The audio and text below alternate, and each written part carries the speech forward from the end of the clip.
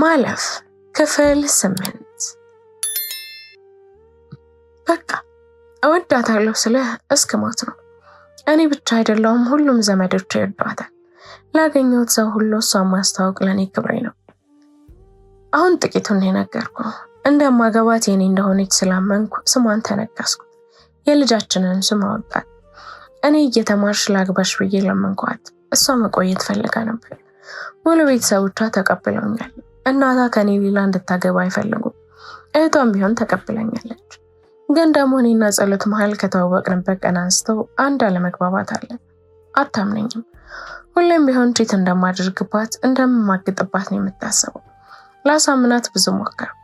እኔ እሷን ከተዋወቅኩ በኋላ ሴት ልጅ ሞቅ ያለ ሰላምታ እንኳን ከሰጠችኝ እበሳጫለሁ። ብዙ ዓመታቶችን አብረን ቆየን። እሷ ለኔ በረከት ሆነች። እሷን ካወቅኩ በኋላ ስራ መምረጥ አቆምኩ። መጠጣት መቀማጭስ አቆምኩ። ውጭ ማደር ማምሸትም አይታሰብም። የነበሩኝን ጓደኛሞች እርግፍ አድርጌ እሷን ጓደኛ ያደረኩ። እሷ አማካሪ፣ እሷ የልቤ ሰው፣ እሷ የሴትነት ልክ ናት። ከልቤ ተደስቼ መሳቅ የጀመርኩት ከሷ ጋር ነው። ቤተሰቦቼን እንዴት ማክበር እንዳለብኝ ያወቅኩት የተማርኩት ከሷ ነው። ለሷ ብቁ ሆኖ ለመገኘት በማደርገው ሩጫ ውስጥ የራሴን መኪና ገዛው። የራሴን ጋራዥ ከፈትኩ። መሰረታዊ ፍላጎቶችን የኔንም የሷንም አሟላለሁ። ከዛ ግን እሷ መጨረሻ ላይ ጥላኝ ሄደች። ለምን? ቺት አደረኩባት። ከራስህ በላይ የምትወደውን ሰው በራስህ ጥፋት ማጣት ማለት መቃብር ሳትገባ ግን ተንቀሳቃሽ ሬሳ መሆን ማለት ነው። እሷ ስትሄድ የገነባው ደስታ ፈረሰ። ያገኘሁት ገንዘብ ጥቅም አልባ ሆነብኝ። የምኖረው ለምን እንደሆነ እንኳን ግራ ገብቶኝ ነበር። የጨጓራ በሽተኛ ሆንኩ። በዛም ቀዶ ጥገና እስከማደርግ ደርሼ ነበር። መሳቅ ራሱ በቁም ነገር ናፍቆኝ የውሸቴን ጮክ ብዬ ስቅ ያውቃለሁ። ግን ደግሞ ከሷ ጋር ስለይ እዛም እየዘለልኩ በሌሎች ሴቶች ውስጥ እሷን ፍለጋ ገባሁ። በዛ መሃል የአሁኗ ባለቤቴም አንዷ ስለነበረች ሳላስበው አረገዘች። እኔ እሷን ማግባት አልፈለኩም። ምክንያቱም ጸሎት መጨረሻ ናት ብዬ ራሴን አሳምኜው ነበር። ግን የአሁኗ ባለቤቴ ያሳዘነችኝ። ያደገችው ዘመድ ጋር ነው። እናትና አባቷ አብሯት አላደጉም። ትንሽ ተጨቁና ነው ያደገችው። እንደ ልቧ ወጥታ መግባት አይፈቀድላትም። ህይወትን አታውቃትም። እና ከኔ ጋር በአንድ ጓደኛዬ ምክንያት ነው የተዋወቅነው። ጉዞዎች አብረን እንሄድ ነበር ማለት እኔ ከጸሎት ጋር ሆኜ እሷም ትመጣ ነበር። ለጸሎት ያለኝን ፍቅር ጠንቅቃ ታውቃለች። ሌላ ሴት እየወደድኩ ከኔ ጋር መኖር ትፈልጊያለሽ ወይ ብዬ ጠየቅኳት። ችግር የለም፣ ቀስ በቀስ ትወደኛለህ፣ አንተ ብቻዬን ሆናለች። እሺ አልኳት። በምን ተስማማን መሰል? ጸሎት በየትኛውም ሰዓት ብትደውል ላውራት ብትፈልግ ልታገኛት፣ በእሷ ጉዳይ ሀሳብ ላትሰጥ ተስማማ። እሺ አለች። ሸማግሌ ልክ የሚገባትን ክብር ሰጥቼ ለሙሉ ቤተሰቦቿ ጥሎሽ ጥዬ አገባኋት። ምክንያቱም ሴት ልጅ ናት፣ የሚገባትን ክብር ልናፍቃት አልፈለኩም። ከዛ በፊት ግን ጸሎትን አወሯት። ላገባ ነው ምን ትያለሽ ብዬ ጠየኳት። ሳቀችብኝ። ተጫዋች ሆነሃል፣ ባይሆን እኔ ልቀድምህ ነው ብላ ከአዲሱ ባሏ ጋር የተነሳችውን ብዙ ፎቶች ላከችልኝ። ከንፈር ለከንፈር እየተሳሰሙ ሳይቀር ላከችልኝ። ያቺ ቀን ለኔ ከባድ ነበረች። ልክ ትልቅ ተራራ ላይ ወጥተህ የተደገፍክበት ምርኩዝ የመሰበር ያህል ነው። ጸሎት የምር ሌላ ሰው ሌላ ከንፈር መልመድ የምትችል አይመስለኝም ነበር አለኝ። እና ፍቅረኛለት እያልከኝ ነው? ካንተ ጋር እንደተለያየች ሌላ ሰው ተላመደች አልኩት። አዎ አይገርምም። እኔ እንደሌላ ጊዜው ተጣልተን እንደምንታረቅ ሙሉ ተስፋ ነበረኝ። እሷ ሙሉ በሙሉ ሌላ ህይወት እንደለመደች ሳይግል ከዚች ጋር ለመጋባት ወሰንኩ። ግን ቀላል አልነበረም። ከጸሎት ጋር ሳልማቸው የነበሩትን የትዳር ህይወቶች ሌላ ሰው ሲገባበት ውስጥ እየቆየ ነገሩን መቀበል ከበደው። ልጄን ስሟን እኔና ጸሎት ባወጣን የልጃችን ስም ማርኮን ብዬ ጠራዋት። ግን ደግሞ የምር ልጄን የሚገባበት ያህል ፍቅርና እንክብካቤ ለመስጠት ውስጥ የተቸገረ። አንዳንዴ ምናልባት እሷ ባታረግዝ ላላገባችል ነበር እያልኩ መጠጣት ማጨስ ጀመርኩ። የሚገርም የሆነው ባለቤቴ ውጭ ልዳር ብላት ሽን የምትለኝ። ምክንያቱም እንኳን አትጠይቀኝም። እኔም ለብቻዋ ካኖርኳት ጸጸቱን ስለማልችለው ወስጄ እናቴ ቤት አስገባት። አሁን የምንኖረው ከእናቴ ጋር ነው። ቢያንስ ከኔ ያጣችውን ፍቅር ከእናቴ ታገኛለች አለኝ። በመሃል ስልኩ ጠራ። ሚስቱ ናት። አነሳው። ሄሎ፣ እንዴት ዋልሽ? አመሻለሁ፣ እንዳትጠብቂኝ ተኝቻው በቃ። ከዚህ የዘለለ ንግግር በመካከላችን የለም። በቃ ሚስትን በዚህ መንገድ ነው የምታወራት አልኩት። አየኝና ዝም ብሎኝ መጠጡን አንስቶ ግጥም አደረገው። ሁሉንም ታሪኩን አዳምጬ ስጨርስ ማለት የምችለው አንድ ነገር ተመሳሳይ ታሪክ የተሳሳተ መጨረሻ ነው ያለን አልኩ። ማለት እኔም እንዳለ አንድ ማፈቅራት ልጅ ያለች ግን የኔ አትሆንም አልኩት። ለምን አለ? ምክንያቱም እሱ የወንድሜ ሚስት ናት። ደነገጠና ፈጠጠብኝ። ማለት ፍቅረኛው ናት፣ በሱ ምክንያት ነው የተዋወቅነው። በጣም ይወዳታል፣ ግን ደግሞ በጣም ይበድላታል። መች የት ለምን ፍቅር እንደያዘኝ ሳላውቅ ነው ያፈቀርኩት። ልክ እኔም እንዳንተ ከሷ ብዙ ነገር ተምሬያለሁ። መኖርና ህይወትን ትርጉማን ያወቅኩት ከሷ በኋላ ነው። ሰዎችን ከልቤ ወድጄ አምኜ አላውቅም። እሷ ናት የመጀመሪያ ብቻ። ምን አለፋ ታሪካችን ተመሳሳይ ነው። ሳስበው ፍቅር ስህተት የሆነው ቦታ ላይ ይጠነክራል መሰለኝ አልኩት። አሁን ገና ልክ ብለሃል። ፍቅር የተሳሳተው ቦታ ላይ ትክክለኛ ሆኖ ይገኛል። ብዙ ሰዎች አፍቅሮ ተጎዳ፣ አፍቅሮ አበደ ሲባሉ ደግሞ ለፍቅር እንደዚህም ሆን ብለው ሊያጣጥሉት ይሞክራሉ። ግን ደግሞ ካልተያዝክና ቦታው ላይ ካልሆንክ አይገባህም አለኝ። እሱ ልክ ነህ፣ ግን ጸሎት ስትል እኔን አንተ ጋር ስራ ያስገባችኝ ልጅም ጸሎት ነው መሰለኝ ስሟ አይደል አልኩት። ያው ጸሎት ነው ስሟ፣ ግን አሁን የነገርኩህ እሱ አይደለችም ብሎ አሸ። ሁለታችንም ለተጎዳንበት ፍቅር ቺሳለን። ተመሳሳይ ስብራት፣ ተመሳሳይ ጉዳት፣ አንዲት ሴት፣ ሁለት የተለያዩ ወንዶች። ከሁለት ቀን አድካሚና ሰልቺ ፍለጋ በኋላ ከነበርንበት ሰፈር ራቅ ያለ ቤት አገኘን። ግቢው አከራይ የለውም፣ ውስጡ ሰርቪስ ቤቶች አሉ። እኛ የተከራየነው ዋናውን ቤት ነው። ሰውየው ውጭ ስለሚኖር በዋናነት ግቢውን ተቆጣጥሮ የተከራዮችን ሂሳብ ሰብስቦ በወራንዴ ወደ ተቀመጠልን አካውንት ገቢ ማድረግ፣ ግቢውን እንደ ባለቤት መቆጣጠር የኛ ድርሻ ነው። የጸሎት እድል ነው መሰለኝ ልክ ግቢው እንዳገኘን የሰውየው እህት አይታል ስለ ቤተሰቦቻችን ከጠየቀችን በኋላ በቃ ገቦበት። እስካሁን ብዙ ሰዎችን ስመልስ ነበር፣ ግን እናንተ መተውን ይመስለኛል። እኔ መች እንደምመጣ አላውቅም። ስመጣ ግን ግቢው ቆሽሾ ወይ ተበላሽ ነገር ካለ ኃላፊነት የምትወስዱት እናንተ ናችሁ። ከዛ ውጭ ግን ሙሉ ኃላፊነቱ ተሰጥቷቸዋል። ተከራይ ሲለቅ ማከራየት፣ የሚያስቸግር ነገር ካለ ማስወጣት ድርሻ እናንተ ነው አለች። የቀረው ነገር ከጸሎት ጋር አወሩ። እኔ ቤቱን በደንብ እያየሁ ነበር። ቤት ውስጥ ሳሎንና መኝታ ቤት አለው። ቤቶቹ አዲስ ናቸው ይመስለኛል። ቦታውን ከገዙት ቆይቷልና ሲቆይ ግቢውን ባዶ ሲሆን ስጋት አድሮባቸው እነዛን ቤቶች ሰርተው ለማከራየት ያሰቡት። የቤቱ ስፋት ከበቂ በላይ ነው። እኔ እውነት አልመስላለኝ። እንደወጣን ሴትየው ሀሳብ ምትቀይር መሰለኝ። ቁልፍ ሰጠችኝ። የራሳችንን መቀየር እንደምንችል ነገረችኝ። የውጭን በር ቁልፍም ሰጠችን። መታወቂያ እናንተን እኔ ይዤ መሄድ አለብኝ። የአንድ ሰው መታወቂያ ፈልጋለሁ አለችኝ። እኔ መታወቂያን ስለያልኩ በሷ መኪና እስከ አስፋልት ሄደን ኮፒ አድርጌ ሰጠዋት። መታወቂያ ኮፒ እስካደርስ ድረስ ጸሎትና እሷ ሲያወሩ እያዩዋቸው ተገረሙ። ረጅም ጊዜ እንደሚተዋወቅ ሰው ተቀራርበው ያወራሉ። እኔም መታወቂያን ሰጥቼ ተደዋውለን ደግሞ የቀረውን ነገር እንደምናወራ፣ ቤት ኪራዩ ከመጀመሩ መቅጠር እንደሚጀምር ያለውን ነገር እንደምናወራ ተነጋግረን ቻው ተባብለን ተለያየን። ልክ ሴትዮዋ ከዓይናችን ስትሰወር እኔና ጸሎት ተያየን። አብርሽ ያየህ በንጹህ ልብስ ስትንቀሳቀስ ፈጣሪ እንዴት እንደሚረዳ። የምር በዚህ ዋጋ እንደዚህ አይነት ቤት እናገኛለን ብላ አስበህ ነበር አለችኝ። ጸሎት እስካሁን እኮ ነው ያለማንኩም። ሴትዮዋ ሀሳብ ቀይሬያለሁ የምትለኝ ነው ይመስለኝ አልኳት። አራት ቀይረም እኔ ነኝ ያሷ አግኝቼ ግቢው የሚከታተል ሰፈር ላይ ተፈጠሩ አዳዲስ መረጃዎች የሚያቀብለን ሰው ነው የምፈልገው እንጂ ስለ ብሩ ችግር የለብንም አለችኝ እኮ አብርሽ አለች። ጸሎት ፈገግታ እንደሞላት ሴትዮዋን ከሸኘን በኋላ እኔና ጸሎት ተመልሰን ወደ ቤቱ ሄድን። ያለውን ነገር ውስጡን አየነው። እዚህ ጋር ይህ ቢሆን፣ እዚህ ጋር ደግሞ ይህ ቢገባ፣ ከዚህ ሌላ ነገር ብናስቀምጥ እያለች ፕላን አወጣች። አሁን ቀለም እናስቀባው፣ የቤቱን ውበት በሙሉ ይቀይራል። እኔ ራሴ ወጪውን እችላለሁ አለች። ትንሽ ቢደብረኝም እሺ አልኳት። ሰው ለመፈለግ ወጣን። ባለሙያ አግኝተን አብረን ቀለሙን ገዛዝተን ገባንና ቀለሙን አስቀባን። ቀለሙ ሲያልቅ የቤቱ ድባብ ፍጹም ቅይር አለ። የቀሩትን ነገሮች ሲነጋ እንደምናደርጋቸው ተነጋግረን ወደ ፀጉር ቤቷ ሄድንና እዛ ጨራርሰን ወደ ቤቷ ሸኝቻት ወደ ቤት ገባው። ለእናቴ ቤቱን እንዳገኘው መናገር አልፈለኩም። እንዴት ብዬ ሰርፕራይዝ እንደማደርጋት ሳስብ ነበር። ቀጣዩ ዕቁብ ለኔ እንዲወጣልኝ የተወሰነ ብር ከኔ ተቀናሽ ተደርጎ መወሰድ ነበረበት።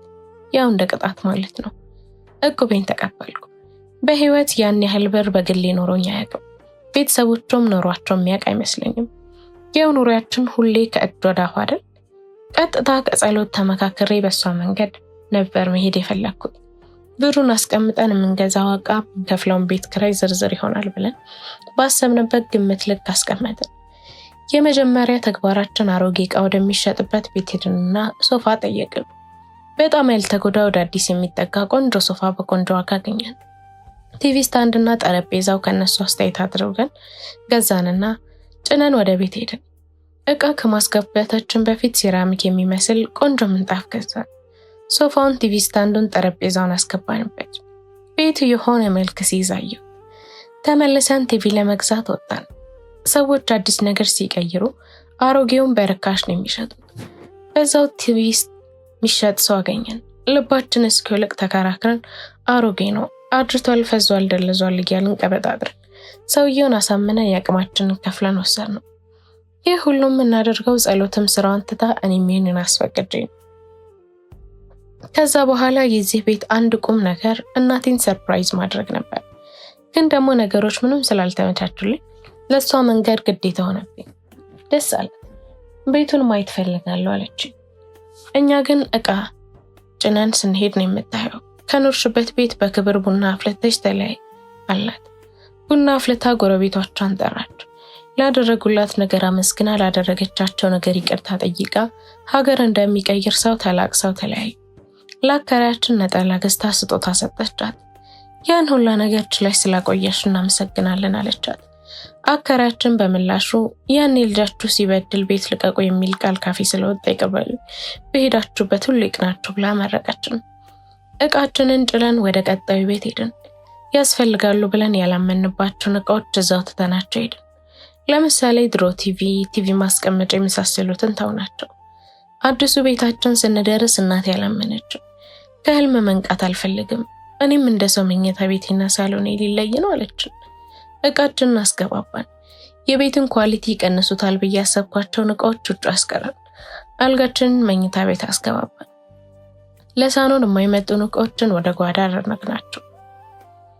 የተረፉንን ትንሽ ብር እናቴን አሮጌ ነው እያልኩ ያስቀረሁባቸውን ዕቃዎች በአዲስ ቀየርኩላት። ዕቃ አስገባብተን ስንጨርስ ጸሎት የመስታወት ረከቦትና ሲኒ ገዝታ ለአዲሱ ቤትሽ ማሟቂያ ነው ብላ ሰጠቻት።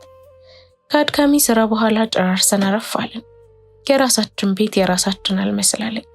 ህልም ይመስሉኝ የነበሩ ነገሮች እውነት ሆነው አየኋቸው። ሌላው ቀርቶ በስርዓት ሰው መጥቶ በክብር የሚቀመጥበት ሶፋ ለእኔ እንደ ተራራ ከብዶን የሚታየኝ፣ ሰው ፊት ዘንጬ ልታይ እንጂ ፍላት ቲቪ ራሱ ለእኔ ብርቄ ነው። አባቴ ነገሮችን በሙሉ ተከናውነው እስኪያልቁ አብሮ አግዞን ሲጨርስ ልጅ በለጥከኝ፣ አንተ እንደ አባት እኔ እንደ ልጅ ሆነን ተገኘን፣ ገና ዛሬ በቁሜ ገደልከኝ። አሁን እኔ ቤትኛው ሞራሌ ነው አረቄ ቤት ቁጭ ብዬ ጠጥቼ ሰክሬ የምመጣው አለኝ።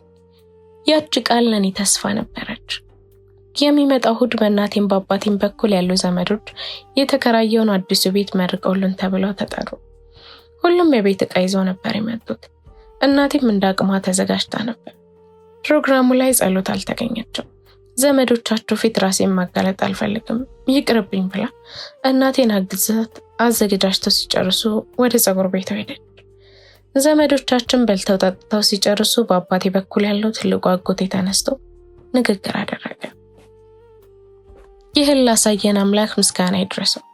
በእውነቱ ሰው ሰርቶ እንደዚህ ለውጥ ሲያይ ልብ በርካታ ያደርጋል። እኔ በበኩሌ ለረጅም ዓመት የወንድሜና የቤተሰቡን ለውጥ ስጠብቅ ነበር። ከዛሬ ነገ የተሻሉ ይሆናሉ በሚል ተስፋ ብጠብቃቸው፣ እነሱ ግን እየተጣሉ ለማስታረቅ እንድንሰበሰብ ከማድረግ ውጪ ለውጥ አላሳያሉም። እኔም በዛ ተስፋ ቆርጬ ነበር። ጭራሽ የተከራዩበት ቤት ላያቸው ላይ ለመውደቅ ያጣጣረ፣ እሱ ደግሞ እንደሞላለት ሰው እየሰከረ ሲገባ እያየሁ ምን ላድርግ? አለመቻሌ የኔ የልብ ቁስል ነው። ዛሬ እንደዚህ የተሻለ ላይን ማራኪ ወግ ማድረግ ያለው ቤት ተከራይቶ ማየቴ ለእኔ ትልቅ ተስፋ ነው። ከዓመታቶች በኋላ በወንድሜና ልጆቹ ላይ ተስፋ አደረኩ። በፊት ገና እናንተ ቤት ለመምጣት ሳስብ ቤቱ ስለሚጨንቀኝ የምቀርባቸው ብዙ ቀኖች ነበሩ። ብቻ ቀጣይ ደግሞ እርግጠኛ ነኝ የራሳችሁን ቤት ሰርታችሁ ለመመረቅ እንደምንገናኝ አለ። የሁሉንም አይነት ተራ በተራ ተመለከትኩ። እንባ አቅርሯል። ራሴን ጥያቄ ጠየቅኩ። ዘመዶቻችን የማይወዱን የሚመስለኝ ምናልባትም የምር ተስፋ ስላጡብንና አለመቀየራችን ስለሚያናድራቸው ይሆን? ከምር እንደዚህ ያልታየኝ የራሳችን ጥፋት ተመለከትኩ። ጸሎት ከዚህ በፊት ያደገና ያማረን ማን ይጠላል ያለችኝ አባባል ትዝ አለኝ። ሁሉም ነገር አለፈ። የዕቁብ ብር ያለቀ። ግን ደግሞ ሳምንቷን ጠብቄ በለኋት ዕቁብ መክፈል ስላለብኝ ወደ ቀድሞ የህይወት ሩጬ ተመለስኩ። ከዕቁቤ ላይ በዛ ሁላ ነገር ያገዘችኝ ጸሎትን እንዳመሰግናት ያህል የሆነ ነገር መግዛት ፈልጌ ስላልቻልኩ በቀጣይ ልክሳት እያሰብኩ ነበር። የሚገርመው የህይወታችን ለማስተካከል ከዚህ ሁላ ሩጫ ውስጥ የሱ ጥያቄ ለምን ልጠይቁኝ አልመጣችሁም የሚለው ነው። የሆነ ጊዜ ላይ ጸሎት አንዴ ወደ መስመር እስክትገባ ነው እንጂ ፈተናው የሚበዛው ነገሮች መስተካከል ጀመሩ። እንዴትና መች እንደሆነ ሳታውቀው ነገሮች በራሳቸው ትክክል እያሉ ይሄዳሉ ያለችኝ አባባል በእርግጥም እውነት መሆኑን ካረጋገጥኩባቸው ነገሮች አንዱ የእናቴ ስራ ነው። እናቴ እዛው በር ላይ ሸራ ወጥራ እንደ ሱቅ በማድረግ አትክልት መሸጥ ጀመረች። አጋጣሚ ሰፈሩ ላይ ኖርማል ሱቆች እንጂ አትክልት የሚሸጥ ሰው አልነበረም። አትክልት ለመግዛት የተሰፈሩ ሰው ወደ አስፓልት ወርዶ አትክልት ቤት መፈለግ አለበት። እናቴ ደግሞ ያን ስታደርግ የሰፈሩ ሰው ውለታ የዋለችላቸው ይመስል እያመሰገኗት ነው የሚገዛው። ያቺ ሰው ቤት እየተመላለሰች የሰው ቤት የምታጸዳው፣ ያቺ ሰው ድግስ ሲደግሱ ሳቱ ላይ ተጠዳ የምትነጋው እናቴ ራሷ ገቢ ኖራት። እድሜ ለጸሎት ሁሉንም ነገር አመቻቸችላት። ሐሳቡን ነገረቻት፣ ያሰበችውም ሆነ።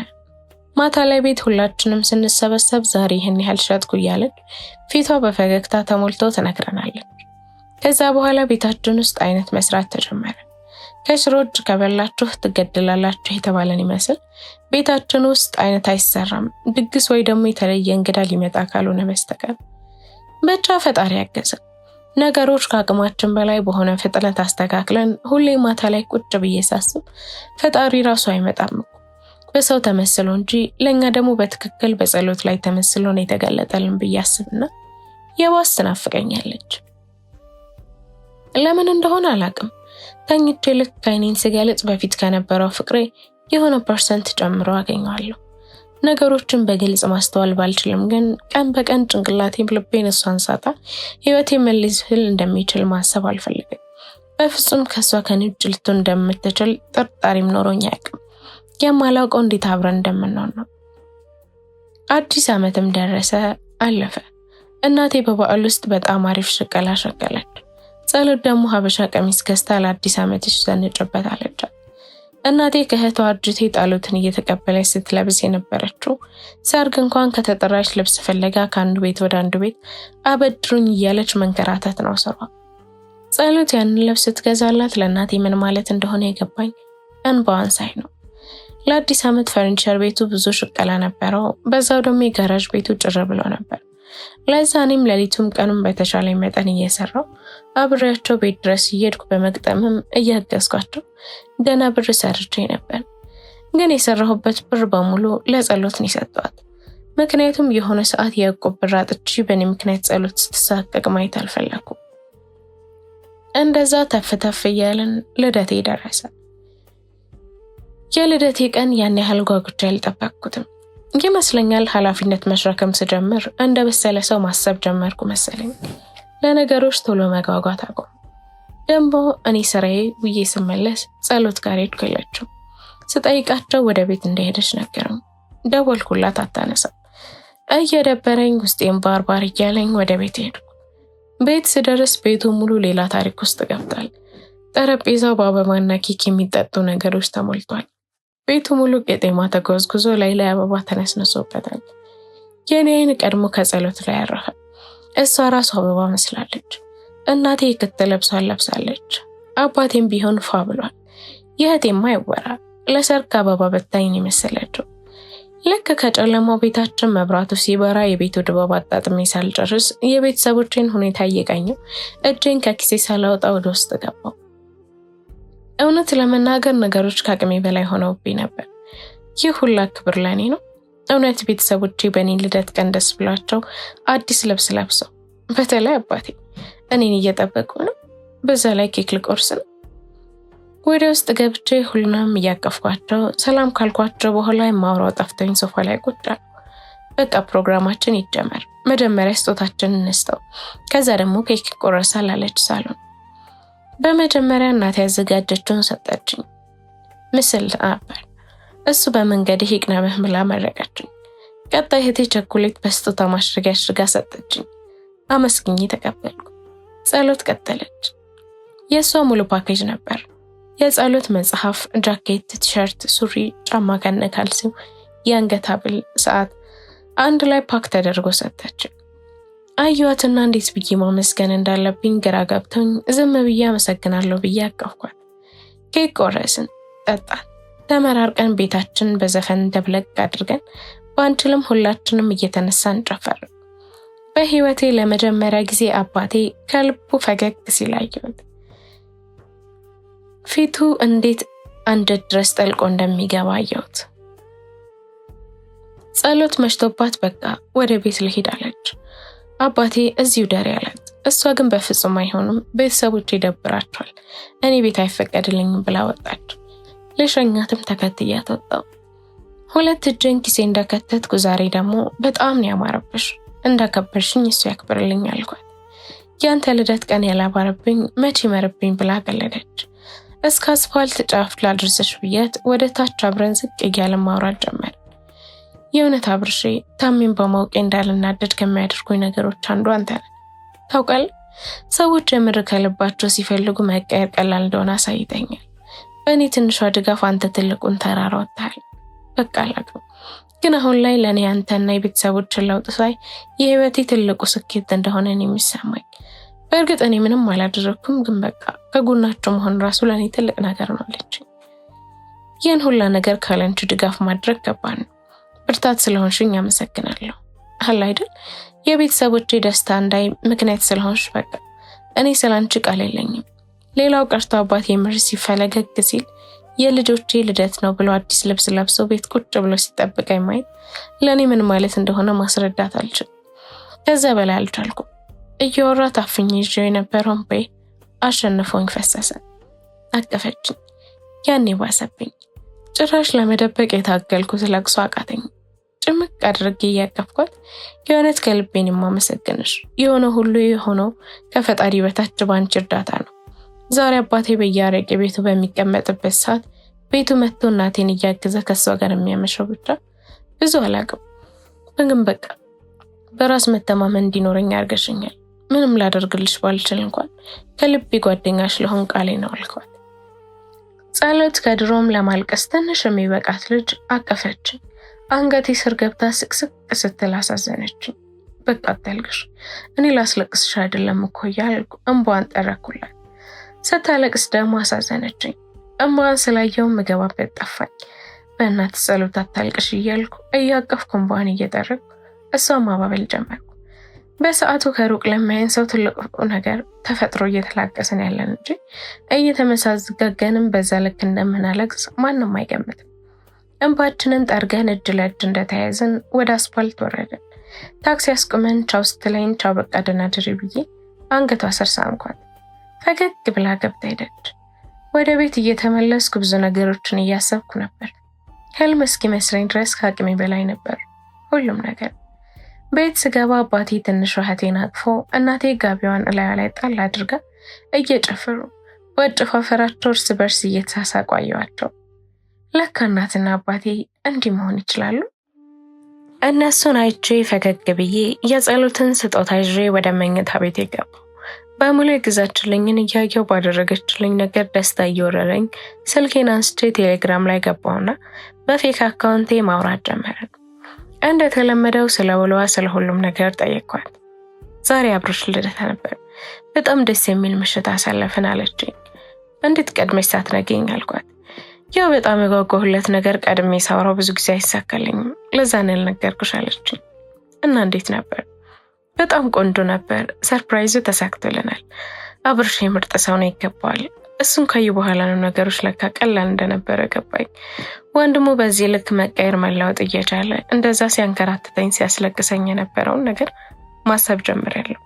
ታውቂያለሽ፣ እኔና ታሜ የተዋወቅነው ቀን ውጭ ማደር ፈልጌ ስለነበር በመከራ ቤት ለምኜ ከጓደኞቼ ጋር ቤተክርስቲያን እንደምናድር ስለት እንዳለብኝ ነግሬያቸው ደስ ባይላቸውም ተፈቀደልኝ።